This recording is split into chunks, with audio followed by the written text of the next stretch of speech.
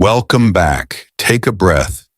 This one is going to teach you 5 things without ever feeling like a lesson. Cole Bennett carried a notebook everywhere he went. Not a nice one. A plain black composition notebook. The kind you find at a grocery store for $2. The cover was bent at one corner. The pages were dense with ideas, business concepts, names for companies that didn't exist yet, rough sketches of logos, half-finished financial projections. He had been filling notebooks like this one for 4 years. The problem was never that Cole lacked ideas. Cole had more ideas than most people had opinions. The problem was that Cole told everyone about every single one of them. Every dinner, every hangout, every conversation that started with, "How are you doing?" somehow ended 40 minutes later with Cole and his notebook spread across the table, walking someone through his latest concept, a mobile detailing service, a streetwear brand, a logistics app for small businesses. His eyes lit up every time. His hands moved when he talked. He was electric about it. People nodded and said things like, "That's a solid idea, and you should really do that." And Cole would feel the warmth of a man already halfway to success. He would go home satisfied. Then nothing would happen. He was 28 years old, account coordinator at a marketing firm in Atlanta. Decent salary, low demands. A window office he had decorated with a motivational print that said, "Make it happen," in large white letters. Every evening he had energy left over from the day. That energy went into the notebook, into conversations, into the idea of the life he was going to build. Just not this month. Maybe after the new year. Definitely by summer. His closest friend for 6 years was a man named Greg Tillman. Greg was sharp, well-connected, and at ease in rooms where real decisions got made. They had met in college, stayed close, talked regularly. Cole trusted Greg the way you trust someone you have known long enough to stop second-guessing. Cole had shown Greg every idea he had ever had, in full detail, with the notebook open. On a Tuesday afternoon in early March, Cole's phone buzzed with a LinkedIn notification. Greg Tillman had announced a company launch. Cole clicked the post. He read it once quickly. Then he stopped and read it again, slower. The company was a mobile detailing service, app-based booking, subscription pricing, targeting young working professionals in urban areas, clean logo, professional copy. The launch post already had 71 comments. Cole had walked Greg through this exact concept over dinner 7 months ago at a restaurant on Peachtree Street. He had shown Greg the pricing structure. He had explained the target customer in detail. He had been excited about it for 45 minutes while Greg asked all the right questions. Cole set his phone face down on the desk. Then he picked it up and called Greg. Greg answered on the second ring. "What's up?" "I saw the post," Cole said. A pause. "Yeah, finally made it happen." Cole's voice stayed flat. "That's my concept, Greg. I showed you that in August, at dinner." Another pause, shorter this time, which said more than the first one. "Cole, mobile detailing's not a new idea. A lot of people have.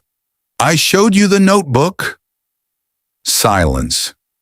Cole ended the call. He sat at his desk and did not move for several minutes. His manager passed by and said something. Cole responded. He had no memory of what either of them said. What he felt was not only betrayal. Betrayal was part of it. The sharp, clean kind that arrives quickly and leaves a mark. But underneath the betrayal was something quieter and more uncomfortable. A recognition he did not immediately want to look at. He had handed Greg the idea. He had handed everyone everything. every concept, every plan, every page of that notebook, before he had ever taken a single real step toward building any of it. He picked the notebook up off his desk. He opened it. He turned through the pages slowly. 4 years, 40+ concepts, every one of them fully explained to at least one other person. Not one of them had ever moved past the page. He had spent 4 years talking about the life he wanted to build. And somewhere in all that talking, he had started to confuse the conversation for the work. He closed the notebook. He wanted to call his mother. He wanted to text his cousin Darnell, who always answered and always said the steadying thing. He almost reached for the phone 3 times, but he didn't. Instead, he closed his office door, leaned back in his chair, and made himself sit inside the feeling instead of immediately running from it. Not because it was comfortable, because somewhere in him he understood that this particular discomfort had something useful inside it, if he was willing to stay long enough to hear it.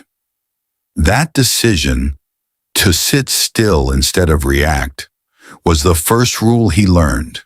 He didn't know it yet. He didn't know there were 4 more still coming. He didn't know that the worst part of this season hadn't even arrived yet. 2 weeks later, he was called into a meeting he had no reason to expect. 3 people sat on the other side of the table. One of them was his manager. One was from HR. The third was someone from a department he had never worked with. By the time that meeting ended, Cole had no job. And for the first time in 4 years, the notebook felt heavier than it ever had before. The meeting lasted 19 minutes. Restructuring, they called it. His role was being eliminated. It was not performance-related. They used that phrase twice, as if saying it a second time would make it land more gently. He would receive 6 weeks of severance. HR would send the paperwork by end of day. They thanked him for his contributions and slid a folder across the table. Cole picked up the folder. He shook 3 hands. He walked back to his office, put the notebook in his bag, took the motivational print off the wall, and left the building by noon. He sat in his car in the parking garage for a long time. He was not calm. He knew that. His jaw was tight and his hands were gripping the steering wheel without any purpose. He felt the anger the way you feel a fever, not in one specific place, but everywhere at once. The layoff. Greg. 4 years of talking and nothing to show for it. All of it arrived at the same time in the same body and demanded to be felt right now. He pulled out his phone. His first instinct was to post something, not about the layoff specifically, but something sharp and indirect, the kind of post that lets everyone know things went wrong without having to explain. He had done it before. It always felt like release for about 4 minutes and then felt worse. He held the phone for a long moment. Then he put it back in his cup holder without posting anything. He started the car and drove home. That restraint, that small, unglamorous decision to not react publicly in a moment of pain, was rule 1 in practice. He didn't name it that way at the time. He just knew that making noise when he was this raw would cost him something he couldn't get back. So he stayed quiet. At home, he did not do the things he knew were coming for him. He did not call Greg back. He did not go through his contacts looking for sympathy. He did not open LinkedIn and read the comments on Greg's launch posts until the anger became something he couldn't control. He ate a sandwich standing over the kitchen sink.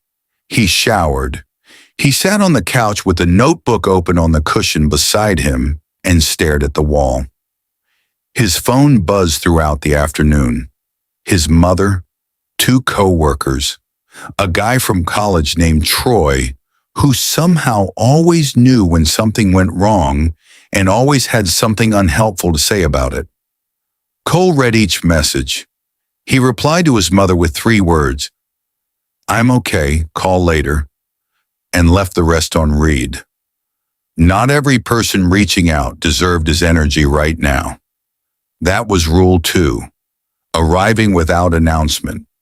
He went to bed at 9. He did not sleep until after 1. The next 3 weeks were the hardest stretch Cole had experienced in recent memory. He applied for jobs during the day and felt the specific quiet of a house where nothing is required of you, which sounds like relief but is actually its own kind of pressure. He had too much time and not enough direction. He opened the notebook more than once and closed it without writing anything. The ideas that had always felt energizing now felt mocking, like evidence of a pattern he could not keep pretending was not there. He called his cousin Darnell on a Wednesday night. Darnell was 33, ran a small HVAC business he had built from the ground up over 5 years, and had a way of listening without offering more than was asked. Cole told him everything: the layoff, Greg, the notebook, the 4 years. Darnell was quiet for a moment after Cole finished. Then he said, "Can I say something honest?" "Yeah," Cole said. "You've been preparing to start for a long time. At some point, preparing and starting are not the same thing anymore." Cole didn't answer right away. "I'm not saying that to be hard on you," Darnell said. "I'm saying it because I did the same thing for 2 years before I actually started. I talked about it. I planned it. I told everyone. And nothing happened until I stopped talking and started doing one thing. Just one thing." "What was the one thing?" Cole asked. "I bought the tools," Darnell said, "before I had a single customer, before I had a business name. I spent $400 on tools and I told nobody. And that was the first real day." Cole sat with that for a long time after they hung up. He opened the notebook. He looked at the pages differently this time, not as a record of vision, but as a record of a habit. The habit of preparing, the habit of planning, the habit of telling people about the work instead of doing it. He turned to a blank page. He wrote one question at the top. "What is the one thing I can do tomorrow that does not require anyone's permission or approval?" He sat with the question. He thought about it seriously for the first time in years. Not what sounded good to say out loud, but what he could actually do. Alone, quietly, without announcing it to anyone. He wrote down 3 words: research the license, not launch the business, not build the app, not find investors or write a business plan or tell Darnell or post about it anywhere. Just research what license he would actually need to operate a mobile detailing business in the state of Georgia. One step, private, purposeful, no audience. He closed the notebook. He set his alarm for 6:30, earlier than he had woken up in months. And before he turned the light off, he understood something he could not fully explain yet, but could feel clearly. The version of himself that woke up tomorrow was going to be different from the version that had spent 4 years in the parking lot of his own potential. But what he found when he actually started pulling at that first thread, the license, the regulations, the real costs, would test that quiet determination in a way he had not prepared for. The license research took 3 days, not because it was complicated, though it was more involved than Cole expected, but because every answer led to another question. Business registration, liability insurance, equipment costs, a commercial-grade water system that ran close to $2,000 before he had budgeted for anything else. He filled 4 pages of the notebook with numbers, requirements, and questions he did not yet know how to answer. On the third day, he almost closed the tab and walked away. He sat at his kitchen table at 7 in the morning, coffee beside the laptop, notebook open, and felt the specific heaviness of a goal that has just gotten real. When a dream lives only in conversation, it is weightless. The moment it touches the ground, the moment it becomes a license application and an insurance quote and a $2,000 equipment list, it gains weight, and weight can feel like a reason to stop. He did not close the tab. He wrote at the top of a new page, "This is the part where people quit. Keep going." He did not feel inspired when he wrote that. He felt tired, but he wrote it anyway and kept working. That was Rule 5. Not the dramatic version, not the speech you give yourself in a movie. The real version. The version that happens at a kitchen table at 7 in the morning when no one is watching and nothing feels certain and you do the next small thing anyway. He spent the following 6 weeks building quietly. He got the business license. He found a used equipment setup on a resale site that came in $400 under budget. He detailed 3 cars for free, neighbors, a woman from his apartment building, a guy Darnell connected him with, just to work out the process and find the gaps before money was involved. He built a simple 1-page website on a Sunday afternoon and showed it to nobody. He did not post about any of it, not once. This was the version of himself that had learned something from Greg, not bitterness, not revenge, but a quiet understanding. The work was not for the audience. The work was for the result, and results require focus that announcement tends to interrupt. He applied to 2 jobs during this period because the severance was running toward its end and the business was not generating income yet. He was honest with himself about the timeline. He was not going to be rescued by momentum alone. He needed to be patient and practical at the same time. That balance between urgency and discipline was something he had never managed before. He was managing it now. His mother called on a Thursday evening. She asked how the job search was going. "Slow," Cole said, "but I'm also building something on the side." "What kind of something?" she asked. "Something I'll tell you about when it's real," he said. She laughed softly. "That's new," she said. "You usually tell me everything before it's anything." "I know," he said. "I'm working on that." The first paying customer came on a Saturday morning in early May. A man named Brian, mid-40s, drove a black SUV, found Cole through the 1-page website, pulled into the parking lot of a church 3 blocks from Cole's apartment. Cole had chosen it because it was empty on Saturday mornings and had enough space to work. He had everything laid out before Brian arrived. He was ready. The detail took 2 hours and 40 minutes. Brian walked around the car when Cole finished. He ran his hand along the door panel. He looked at the interior. He was quiet for a moment. Then he said, "This is better than the shop I usually go to." Cole nodded. "Thank you. I'm going to send you my wife's car next week," Brian said. Cole drove home with $220 in his account and both hands on the wheel. He did not call anyone. He did not post. He pulled into his parking space, sat in the car for a few minutes, and felt something he had not felt in a long time. Not excitement, not relief. Proof. Real, specific, money in the account proof that the thing he had been describing for 4 years was not just an idea anymore. He opened the notebook when he got upstairs. He turned to the first page, the oldest entry, 4 years back, a rough sketch of a logo, and the words mobile detail service next to a list of bullet points.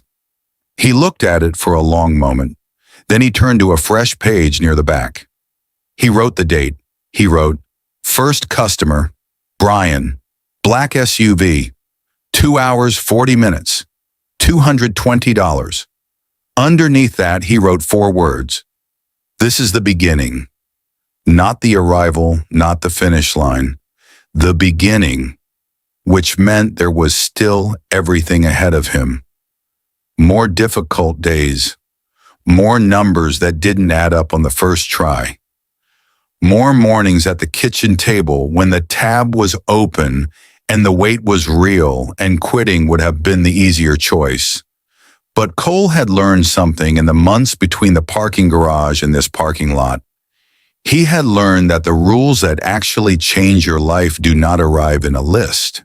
They arrive in moments, in a phone call you don't make, in a notebook page you keep private, in an alarm you set for 6:30 when nothing feels certain, in a tab you refuse to close.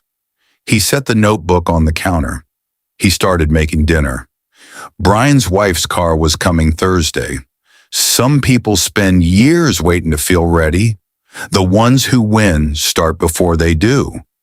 If this story stayed with you, there are more right here. Real lessons built into real moments for people who are done with talk and ready to move. Subscribe and stay close. The link is in the description.